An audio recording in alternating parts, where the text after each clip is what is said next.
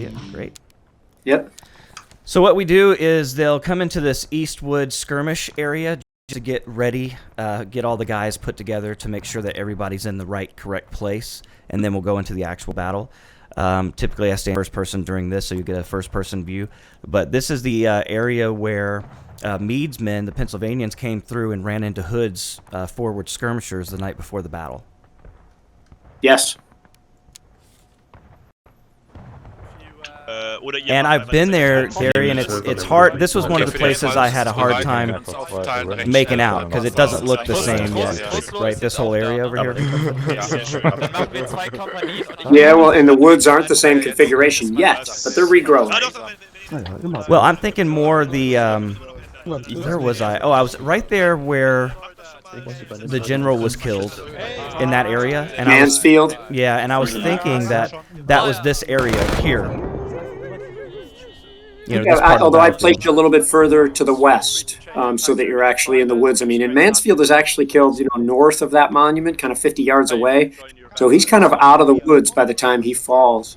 But this looks pretty good to me. But it is much more scattered trees than you see there today. Mm-hmm. And I kind of understand why they would do it, because if they really had the feel of, that scrubby second growth forest, it would be almost impossible. A little bit further across that road, it gets kind of like that, where you have, it's honestly more like a bunch of shrubs than really a forest as such.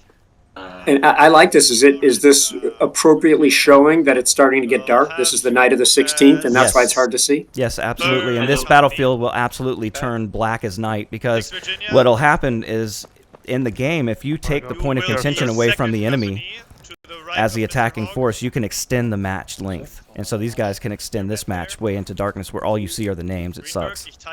Wow.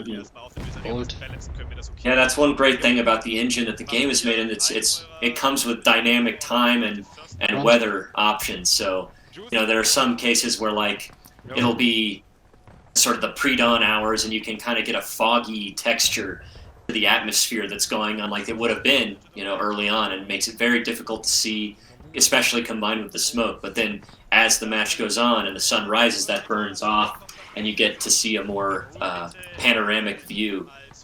It's a really excellent engine that this game is built in, and I'm super excited to think that it's still being updated, and they're still bringing stuff in, like cavalry and different animations. Yeah, and sometimes these guys get cheeky and want to play in snow, and I can't use that footage because it wasn't snowing in Antietam. Your battalion guide right. That means we're going to go from right to left in the line, like how we normally do a battle line. Your battalion guide left. That means the left end. Yeah, the organization of these groups is what blows me away. You guys go from left to right. And to me, too, just this idea that even talking to you and trying to follow the stream and listeing to the others, it brings out a little bit, of the chaos of battle. Pretty cool. And shooting hasn't even started yet. Okay, sure, yeah. Hey, it's Florida. Does anyone want to carry the colors for the battalion today? I can, Garry, if you want. Alright, yeah. Just to get all these guys together. And they're all friends. They do this every week, have been for years. Beo bewegt sich mal einen Moment nach vorne. Das stackt hier, Mann, dieses Spiel. Genau, dann dresst euch mal entspannt nach vorne. What was that countdown clock going on there? So this is the match clock. So the match starts with a 45-minute clock. These guys will start the battle at 40 minutes. And that's, if no one wins, basically, it comes down to when the clock ends the match. So what you're trying to do as the attacking army is to take the point of contention, which in this case is right here. You can see the two flags flying in the air. And by taking the point of contention, you can stop the game clock, and you'll start what's called a counter clock, which is a counter-attack clock. And if you run that clock out while you own the point of contention, you can win the game that way. Mm-hmm. Wow. There's also the secondary mechanic, that's the morale mechanic. So basically, depending on how your unit is arranged, if you're in a very tight formation, then when you get attacked, you lose less morale per casualty that's taken because you're in a more tightly knit unit. And eventually what happens is, as you go through the battle, I really like this, and they simulate the actual morale of what's going on by... So each unit starts, I think it's battle ready, and then after taking a sufficient amount of damage to the morale, you move to engaged. And if the Confederate army gets the Union to go to engaged and inflicts enough casualties, then it'll let out this rebel yell. That's I think it's very well done. And on the other side, if it's done by the Union, it has the huzzah or the hurrah. Yeah, huzzah. The loud and manly battle cry of the North, as Shelby Foote called it, I thought. Yeah, but you can see the detail of the game, having to load the weapon. It's all accurate. The bayonets, they try to get right. Sometimes there's some glitches, but they try to do a good job with weapons. So, for example, my guy right now, I'm at the double quick shoulder arms, and I can change that. You know, I can change my formation. And I've got a Springfield 1855. Now, if I got the 42, I can do buck and ball. And if you're looking left and right, are you in a line or are you going rogue here? Right now, I'm going rogue. The battle hasn't started, so I'm just kind of looking around. So I'm all by myself. So if I got killed right now, I would lose maximum what they call tickets, and tickets are morale. And so by being killed out here, I would be hurting my team, you know, significantly. Right now, he's being a straggler. Yeah. Okay. So on your screen, can you see if you're looking are you looking north now? I feel like I'm looking south. Yeah, I'm looking south by southwest. So I feel like I'm right at that intersection, Gary, at the park, where that road leads off to those farms, and there's farms out here. Okay. That's where I felt it was, and I felt like Mansfield's statue was like right out here by the road, but I might be in the complete wrong location. Yeah, no, I think you're right. It's probably on the left side of that road, and that's the Smoketown Road off to the left there. So, or the one that goes out toward the Hooker Bridge. So, okay, I see it now. Oh, that is the Smoketown Road. That's right. That's cool. I didn't get a chance to see this one. When I got to this point, I was like, oh, this isn't anything like the game, and I wasn't. I had so many places to go. I wasn't committed to figuring it out, so I was split. Well, what's cool too, Jehovah, is that right there where you just looked, the trust saved those 6 acres right there, and we're replanting the East Woods. It's interesting that that the game makers thought that's not wooded, and we're actually regrowing those woods right into the front right of where you're looking there. Is that right? Purchased that about 5-6 years ago. That's awesome. So this was actually wooded instead of a cornfield right here? Yes, and they the War Department marked this is the northeast corner of the West Woods. This is the southwest corner of the East Woods, and those things are in the ground, so we know where they were. And the maps are good because it's Antietam. And yeah, we took down a couple of buildings there, and we're regrowing to connect the woods. See how those woods in front of you there and off to your left, they're kind of sparse there. They were just much thicker. Oh wow, that's really interesting. I love that. See? Yeah, and the park owns it now too, which is great.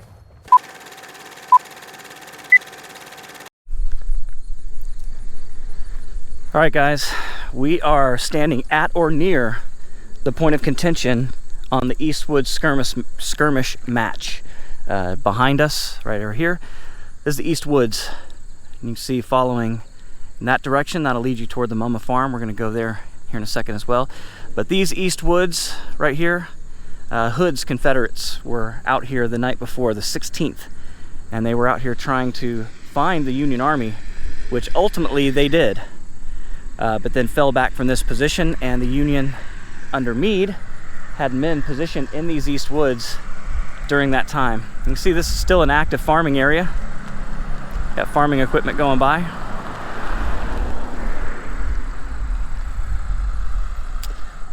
But you can see in the distance there, that's Mansfield's spot where he was killed. Let's go take a look at that. All right, here's Major General Joseph Mansfield's marker. Mortally wounded here at Antietam. And you can see, I don't know if that's a private residence or what that is. It's got a basketball hoop, so I don't think it's period.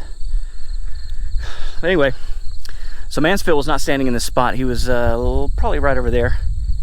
But this was the East Woods right in front of us. And this was the Union position on the morning of the 17th. And so Mansfield was killed. Sedgwick and his men moved straight through those East Woods, or at least around the East Woods, and then over toward the West Woods. It's quite a march, quite a hike. And you can see this general area. This is the location of the Eastwood Skirmish map. Now there's a large tree there up on a hill, but none of this looks anything like in the game at all. Now I may not be standing in the right spot, but there's no road other than the road we came up. I'll look in the book, because if that's the road, then what we're looking at here, this is the road that the Confederates will defend, and then the Union's out in that field, well beyond those trees. And in the game, this is all plowed over, and so you don't have those trees there. But definitely an interesting spot here.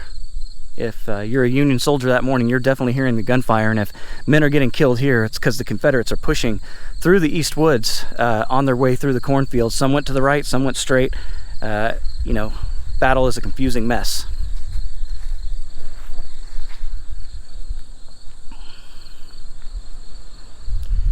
All right, so here's Mansfield's monument, erected by the state of Connecticut in 1900, so many years after the war.